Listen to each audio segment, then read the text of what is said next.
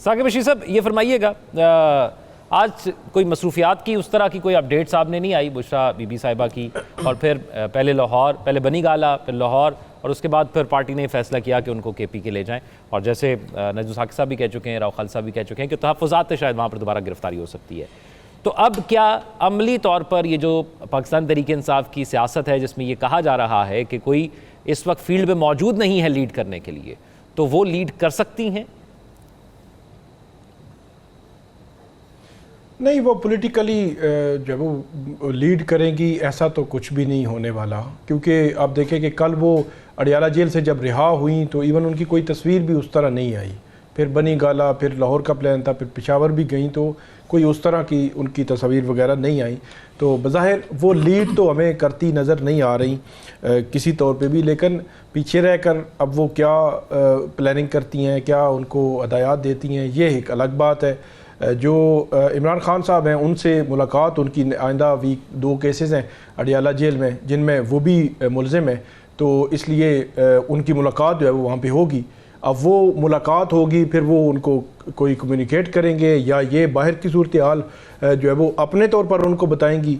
तो अब सिचुएशन थोड़ी सी मुख्तलिफ होगी। पहले PTI की पार्टी सिर्फ बताती थी, तो अब जो है वो उनकी जो अहलियाँ हैं वो भी उनको जो है वो सिचुएशन के हवाले से बताएंगी।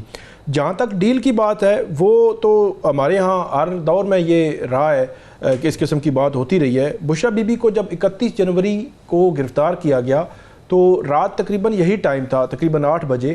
तो एक जो चीफ़ कमिश्नर इस्लामाबाद है उनका एक नोटिफिकेशन आया कि उनको सब जेल बनी गाला डिक्लेयर करके उनको वहाँ मुंतकिल कर दिया गया है।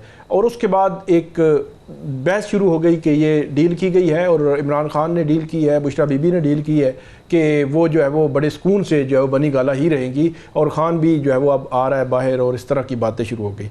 अगले दिन 1 फरवरी थी तो अडियाला जेल में पहली दफ़ा जो बुशरा बीबी है उसने टॉक की।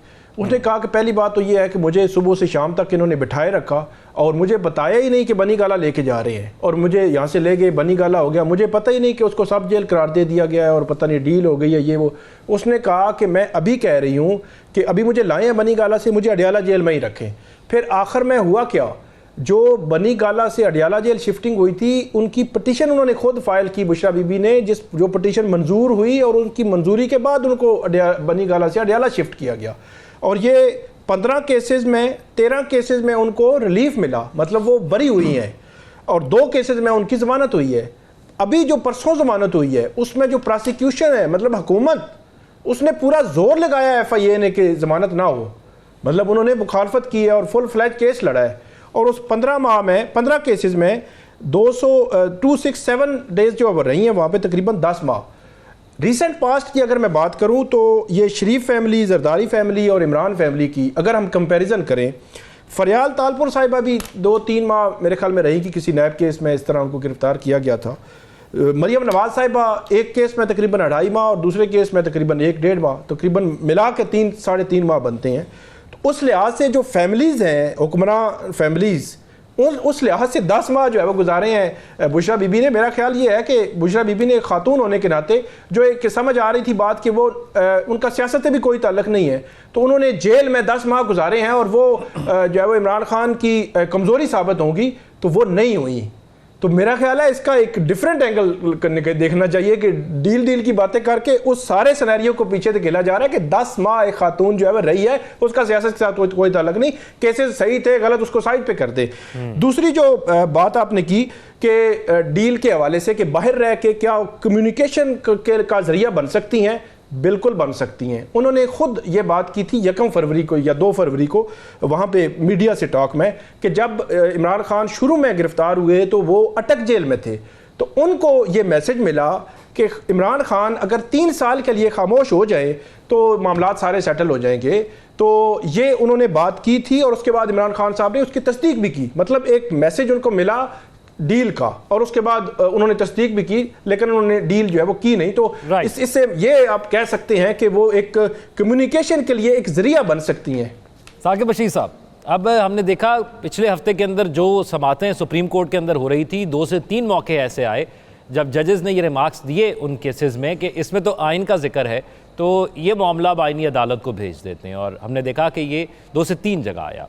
एक तो ये बताइएगा कि सियासी और आइनी ये दो अलग अलग मामलात हैं, तो सियासी मामलात भी अब सारे इसी आइनी अदालत के अंदर आएंगे? नहीं, दो अलग अलग नहीं है, एक ही है। आइनी मामलात में ही जो पॉलिटिकल केसेस हैं उनको डिसाइड किया जाता है। अभी रिसेंटली अगर आप देखें, ये मखसूस नशिस्तों का केस है, इसमें वो आर्टिकल 51 जो है वो उसकी तशरीह का मामला था। तो एक आइनी मामला है, लेकिन इसी में पॉलिटिकल एंगलिंग भी है, क्योंकि पॉलिटिकल पार्टीज़ हैं इसमें, रिस्पोंडेंट भी या पटिशनर भी। तो आइनी मामलात ही जो है वो पॉलिटिकली लिंक कर रहे होते हैं मुख्तलिफ केसेस में। इसमें जो अब सुप्रीम कोर्ट में और हाई कोर्ट्स में भी अभी तक, जिस तरह राव साहब ने बताया कि अभी चारों जो सूबाई असम्बलीज हैं उन्होंने अलग से करारदाद और मरकज़ में अलग से होनी है, उसके बाद ये लागू होगा हाई कोर्ट्स पे। लेकिन हाई कोर्ट्स भी जो है वो आइनी मामलात को पेंडिंग उन्होंने करना शुरू कर दिया है कि ये जी आइनी मामला है, ये आइनी मामला है, ये आइनी मामला है। तो ये एक मतलब हैरान कौन है। और सुप्रीम कोर्ट के बेंचेस तो बाकायदा तौर पर कर रहे हैं कि ये आइनी मामला है, आइनी बेंच को भेज दें। बल्कि जो नामजद चीफ जस्टिस हैं या अफरीदी साहब, उन्होंने कल कहा कि मैंने रजिस्ट्रार को कह दिया है कि तमाम जो आइनी मामलात हैं नौयत के, वो सारे अलग कर दिए जाएँ। एक और जो बड़ा बहरान जो है वो जन्म लेगा कि हाई कोर्ट्स में अब आर्टिकल 199 के तहत जो है वो वहाँ पे रिटें आती हैं, पिटिशंस आती हैं, उसमें तकरीबन हर मामले में ही कहीं आइन का जो वायलेशन हो रही है, कोई राइट्स की बात हो रही है, जो फंडामेंटल राइट्स के जो केसेस हैं वो सारे ही तकरीबन फिर वो आइनी बेंचेस की तरफ जो है वो चल पड़ेंगे। तो मेरा ख्याल है कि ये इसकी फिर जो है वो कल वजारत कानून ने एक वजाहत भी दी। अब उनको वजाहत करना पड़ी कि इसका मतलब ये नहीं है, ये है। और सबसे बड़ी जो बात है कि जो जुडिशल कमीशन ऑफ पाकिस्तान है उसकी तश्कील ही मुकम्मल नहीं हो सकती। वो किस तरह, उसमें तीसरे नंबर पे लिखा हुआ है कि जो कॉन्स्टिट्यूशनल बेंचेस का जो हेड होगा वो उसका मेंबर होगा। अब जो जुडिशल कमीशन है वो बैठेगा तो कॉन्स्टिट्यूशनल बेंचेस बनाएगा तो उसका जो हेड होगा वो उसका मेंबर आएगा ना, तो वो उसकी तश्कील ही मुकम्मल नहीं हो सकती। उन्होंने एक क्लास उनको लिखनी चाहिए थी कि पहला जो इजलास है वो कॉन्स्टिट्यूशनल बेंचेस का जो हेड होगा वो उसमें शामिल नहीं होगा, पहले इजलास के बाद जो है वो ये करके तो उसके बाद ये सिलसिला होगा। तो ये इसमें एक वजाहत तो उन्होंने की जी वो इस तरह होगा, तो पहले में बैठेंगे।